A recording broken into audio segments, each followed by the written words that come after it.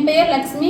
கொடைக்கானல் வெள்ளக்கவி பஞ்சாயத்தில் எஸ்பெரியூர் கிராமத்தில் டிஎல்ஓவாக ஒர்க் பண்ணுறேன். நாங்கள் வந்து எஸ்பெரியூர் கிராமத்திலேருந்து வெள்ளக்கவி பஞ்சாயத்துலேருந்து வந்திருக்கோம்.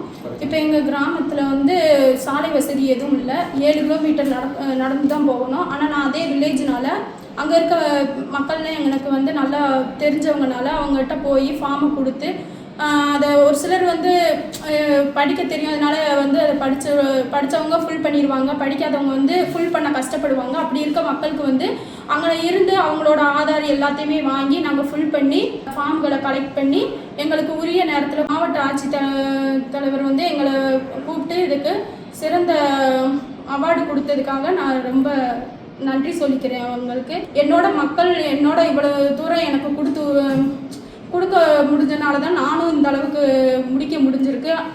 என்னோட மக்களுக்கும் என்னோட நன்றியை தெரிவித்துக் கொள்கிறேன்.